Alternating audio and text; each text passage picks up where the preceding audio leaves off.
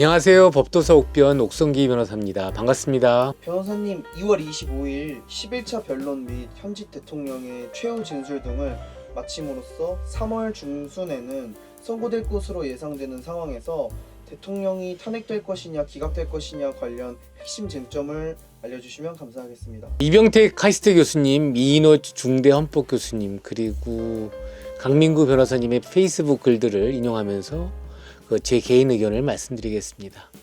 2017년 3월 10일 탄핵된 박근혜 대통령에 이어 윤석열 대통령마저도 헌법 8년 만에 헌법재판소의 결정에 의하여 파면 여부가 결정되는 것 자체가 역사적으로 일단 너무나 안타깝습니다. 대통령은 국가 원수로서 국민을 대표하며 외국에 대해 국가를 또 대표하고 또 행정부의 수반으로서 행정권을 총괄하며 대통령에게는 외교권, 전쟁권, 국군 통수권, 계엄 선포권 등 고도의 정치적 권한이 부여되어 있는데 이 중 계엄 선포권은 국가 원수의 지위에서 행사되며 국회는 사후적으로 해제를 요구할 수 있습니다. 대통령은 전시 등 국가 비상사태에 대비하여 계엄 선포를 할 수 있으며 계엄법에 의하여 포고령을 반포하면서 포고령을 위반한 국회의원 등을 현행법으로 체포할 수 있습니다. 계엄법 제9조 제1항, 제2항 그리고 제14조가 있죠. 즉 계엄 사령관 육군대장 박안수의 제1호 포고령에 의하면 자유 대한민국 내부에 암약하고 있는 반국가 세력의 대한민국 체제 전복 위협으로부터 자유민주주의를 수호하고 국민의 안전을 지키기에 2024년 12월 3일 23시부로 대한민국 전역에 다음 사항을 포고한다고 하면서 1. 국회와 지방의회 정당의 활동과 정치적 결사, 집회, 시위 등 일체의 정치 활동을 금한다. 2. 자유민주주의 체제를 부정하거나 전복을 기도하는 일체 행위를 금하고 가짜 뉴스, 여론 조작, 허위 선동을 금한다. 3. 모든 언론과 출판은 계엄사의 통제를 받는다. 4. 사회 혼란을 주장하는 파업, 태업, 집회 행위를 금한다. 5. 전공의를 비롯하여 파업 죽이거나 의료 현장을 이탈한 모든 의료인은 48시간 내에 본업에 복귀하여 충실히 근무하고 위반 시는 계엄법에 의해 처단한다. 6. 반국가 세력 등 체제 전복 세력을 제외한 선량한 일반 국민들은 일상생활의 불편을 최소화할 수 있도록 조치한다. 이상의 포고령에 위반한 자에 대해서는 대한민국 계엄법 제9조에 의하여 영장 없이 체포, 구금, 압수수색을 할 수 있으며 계엄법 제14조에 의하여 처단한다고 되어 있고 이 포고령 1호에 근거하여 특전사 707 부대 등 군이 국회의사당에 투입되었고 경찰은 국회의사당 본회의장에 들어오려는 국회의원 출입을 통제하였던 것입니다. 검찰은 이러한 일련의 행위와 관련해서 국회 해상권이 인정되지 않는 1987년 헌법 체제하에서 포고령 1호가 위헌위법하다고 판단하면서 국회의 일체의 정치적 활동을 금한다는 포고령이 계엄 해제를 요구하고 있는 헌법 규정을 중대하게 위법하였다고 보고 현직 대통령을 제외한 나머지 내란죄의 주요 업무 종사자로서 김용현 국방부 장관 그리고 계엄 사령관, 방첩 사령관 등을 구속 기소하였고 공수처는 서부지방 법원으로부터 현직 대통령에 대한 체포 영장을 발부받아 이를 집행한 후 조사 불응 내지 진술 거부하는 현직 대통령을 사실상 피해자 신문 없이 검찰에 기록 송부하였으며 검찰은 내란 주요 종사자들의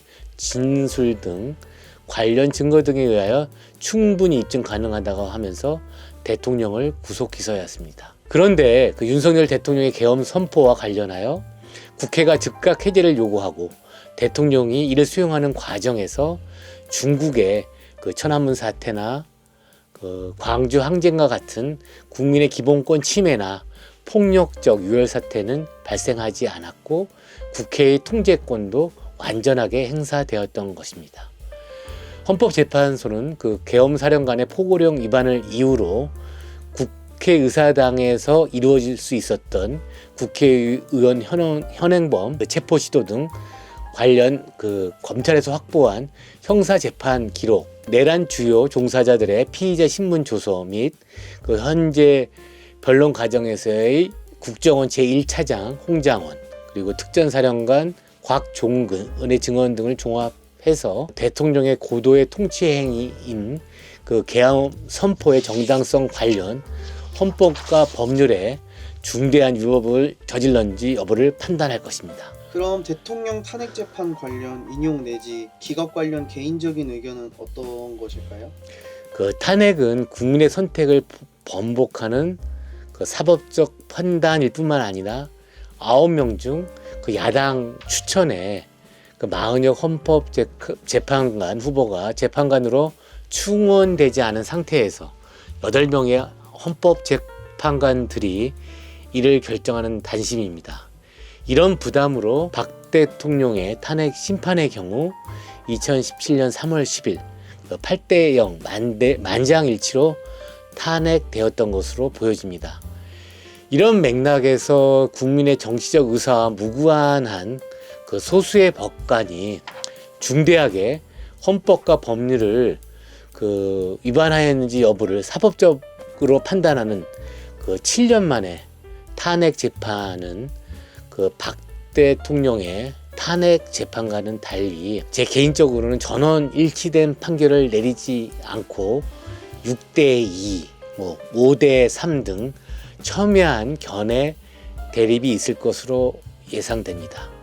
즉 박근혜 대통령의 경우 본인 출석 없이 17차례에 걸쳐 변론이 이루어진 반면 윤석열 대통령은 탄핵 재판과 그 형사 재판이 동시에 이루어지는 그 방어권 침해, 그 다음에 개정 형소송법에 의하여 검사 작성의 피의자 신문 조서가 법정에서 증거로 채택되지 않는 등 증거 관련 절차적 적법성이 문제되는 상황에서 현재 재판정에서 본인이 직접 그리고 훨씬 조직화된 변호사들에 의해 직접 자신의 입장을 밝히면서 자신의 주장을 입증하고 있기 때문입니다. 헌법재판소는 그 국민의 직접 선출을 통해 구성 내지 형성되는 국회나 대통령과 달리 취약한 그 민주적 정당성을 가지고 있는 상황에서 그 대통령의 파면 내지 탄핵은 반역이나 중범죄와 같은 중대하고 명백한 사안에 한정되어야 할 것이기 때문입니다. 트럼프 이전명 시대 등 격변하는 세계 정세 및 그 기술적 진보의 그 특이점 시대에서 3시간 동안 이루어진 그리고 폭력 유혈 사태가 없었던 그 위헌적 비상계엄에 대하여 헌법재판소가 솔로몬의 지혜와 같은 정치적 판결을 하기를 염원해 봅니다.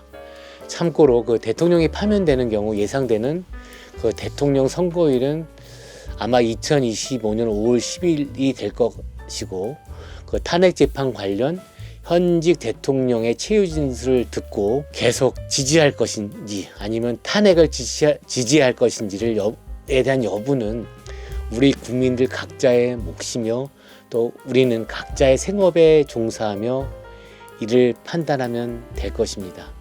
대통령이 다시 돌아오든 파면되는 것과 상관없이요. 네, 변호사님 답변 감사합니다. 변호사님의 6월 25일 11차 변론 이후에 대통령 탄핵 관련 핵심 쟁점에 대해서 알려주셨는데 기각 관련 개인적인 의견 등을 알려주시는 유익한 시간이었던 것 같습니다. 변호사님 오늘도 좋은 답변 감사합니다. 감사합니다. 법도사 옥변 옥성기 변호사였습니다.